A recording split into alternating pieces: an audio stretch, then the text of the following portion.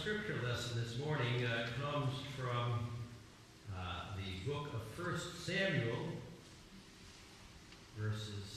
chapter 8, verses 4 through 20.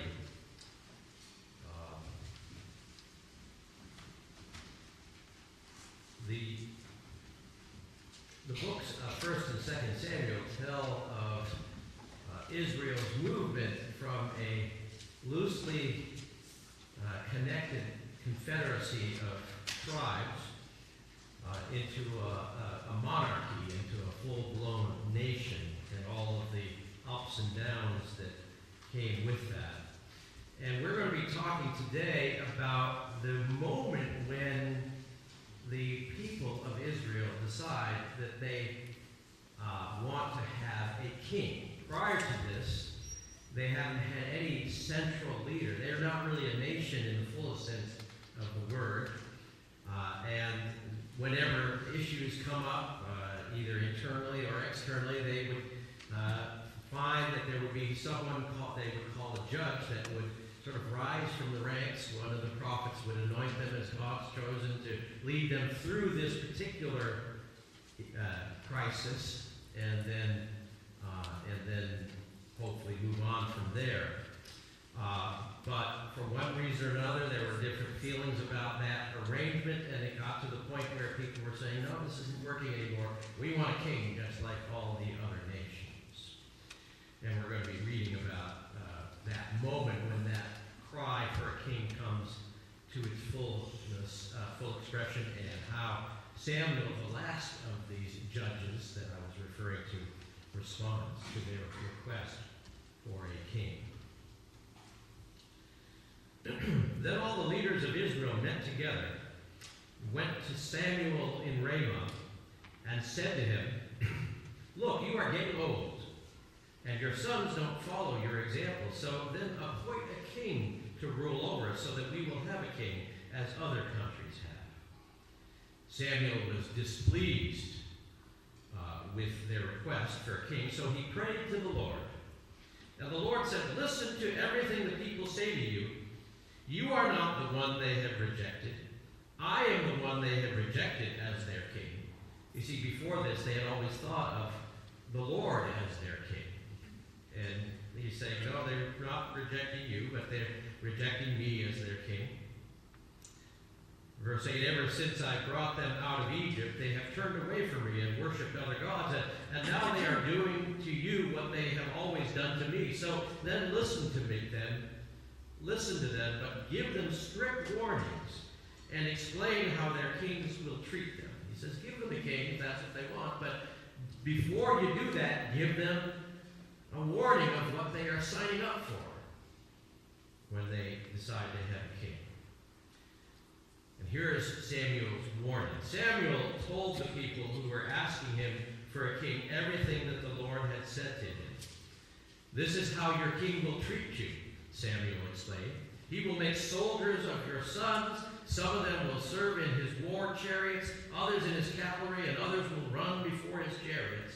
He will make some of them officers in charge of 1,000 men, and others in charge of 50 men. Your sons will have to plow his fields, harvest his crops, and make his weapons and the equipment for his chariots. Your daughters will have to make perfumes for him and work as his cooks and his bakers. He will take your best fields, vineyards, and olive groves and give them to his officials. He will take 1/10 of your grain and your grapes for his court officers and other officials. He will take your servants and your best cattle and donkeys and make them work for him. He will take 1/10 of your flocks, and you yourselves will become his slaves.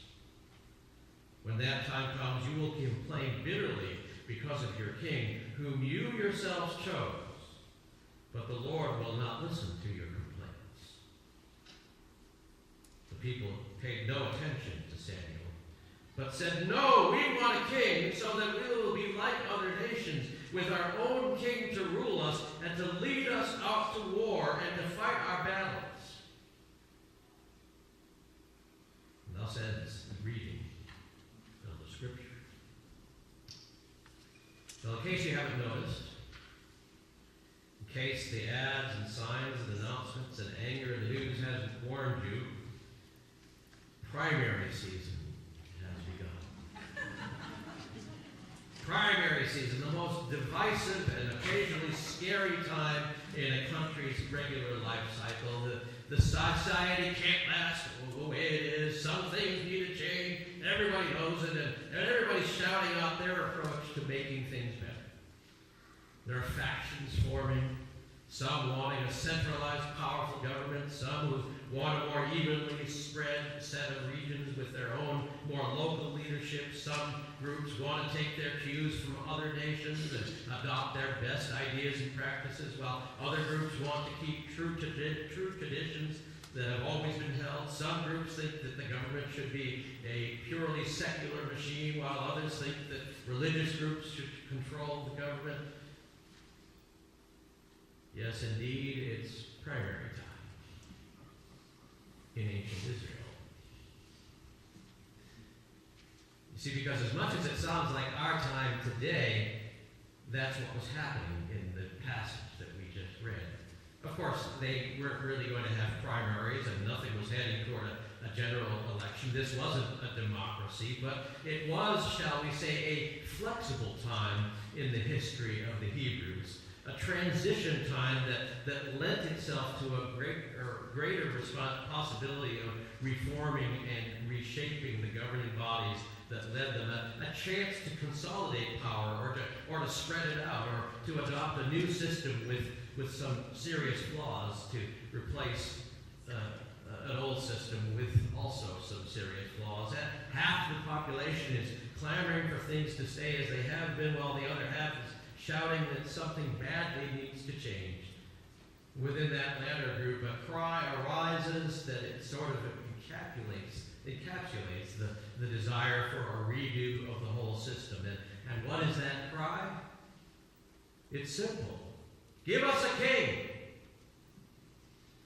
Now, like I shared with you when we were reading this passage, what we need to understand is that at this time in history, probably about 1,100 years before Jesus, there was no Israel as we understand it, no Judea. There didn't exist a solidified nation as we think of it. There was no country with defined borders and no sign at the gate that says, "Thank you for visiting Israel." Historians describe Israel at this point as a loose confederation of tribes. Every now and then a threat would arise and a judge would pop up to deal with it. It was a system that had sustained itself for quite some time. But by this point, not everyone was satisfied with the status quo. There were many who were worrying about outside threats, particularly the threat from a group called the Philistines. They were becoming a huge and terrifying empire, gobbling up smaller people groups left and right, and from many people's perspectives, it was only a matter of time before Israel became next on the menu. They're worried, in other words, about national security. And who could blame them? Whatever was good about this tribal conglomeration wouldn't be worth much of anything if all the tribes were taken over or wiped out.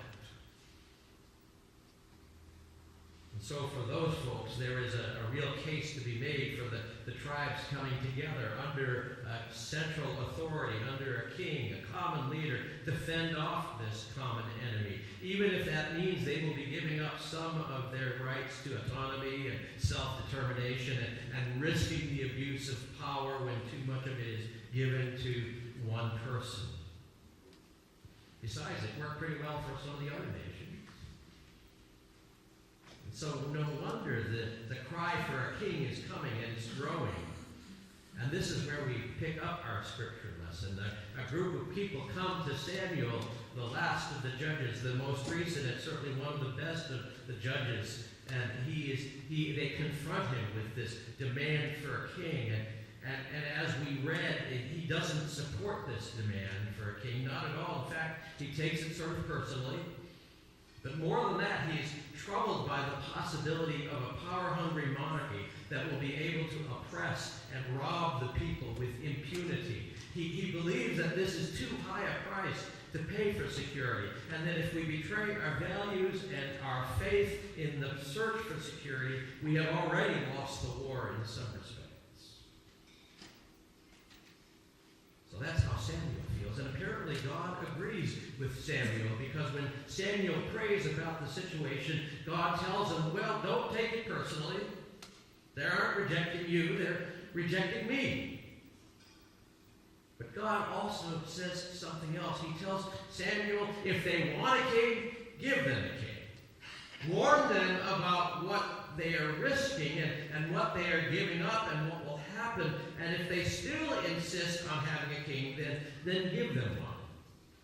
And let them live with the consequence of their choices. And so Samuel is obedient to what God tells him. He goes back to the folks who are clamoring for a king, and he says to them, well, here's what's going to happen. And he unrolls this scathing indictment of kingship. He describes the king as a taker and a looter. He will take your sons, he says. He will take your daughters. He will take the best of your fields. He will take 1/10 of your grain. He will take your male and female slaves, and along with the best of your livestock. And as he describes it, at first the king's taking is to build the military infrastructure. Sons are taken to be soldiers, to command the troops, to raise food for the army, to make implements of war. Soon, however, the taking goes beyond the bounds of military readiness. Daughters are taken as perfumers, cooks, and bakers. The best of the grain, the wine, and the olive oil is taken for the king and his court. The labor of humans and animals is taken in order to do the king's work until the end. You shall be his slaves, says Samuel.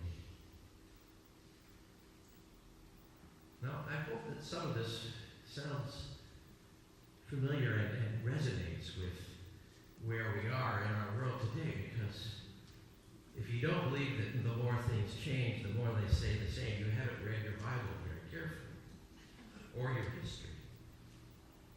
For me at least, and I suspect for some of you, it's not difficult to hear the resonances between Samuel's warning to the Israelites and Benjamin Franklin's warning that people willing to trade their freedom for temporary security deserve neither and will lose both. Nor is it difficult to bring to mind President Eisenhower, who knew a little bit about national security, and his warning to the American people in his farewell address in January of 1961. I wasn't there, but I read it.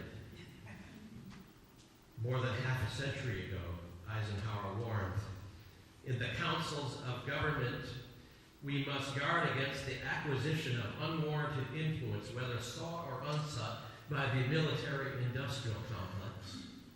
The potential for the disastrous rise of misplaced power exists and will persist.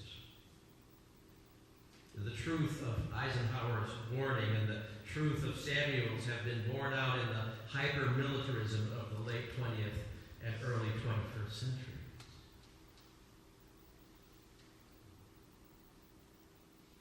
So yes, it was primary season in ancient Israel. They didn't get any robocalls, thank goodness for them. But still, a lot of similarities in there, because like them, the primary season is upon us as well. And while it might seem like it's going to be a long slog, before long we here in the state of New Hampshire will have the privilege of being the first in the nation to help shape the future of our nation, and in many senses the future of the world. For those of us who identify ourselves as Christians, we need to remember that we are followers of Jesus before we are citizens of this nation, which means that we take our faith with us into the voting booth. Part of what that means is that we have to ask ourselves and pray over some important and difficult questions about what security really is. Is security primarily a matter of military strength, or is it something else? And where does real security come from anyway, especially for those of us who claim Jesus as our King? And what price are we willing to pay for that sort of security. I don't want for a moment to sound like these are not complex issues, or that the things that make for peace are always self-evident, because they're not. But the real-life moral and ethical dimensions of that simple act of voting, even in the primary, are too important for us to be ruled by fear and misplaced faith and misplaced loyalty, or for us not to struggle mightily to understand as much as we can about the consequences of our decisions. I sense God saying to us the same thing that God said to Samuel and through Samuel to the nation of Israel. I give you a choice. And I give you that freedom to make decisions and maybe even make decisions that aren't the best, and to live with those consequences. We are given a choice in a different sort of way than the ancient people of ancient Israel. But either way, we have the responsibility to make those choices, and with that responsibility comes the requirement to faithfully ask and answer the question: what price is too high for the security of a nation? May we listen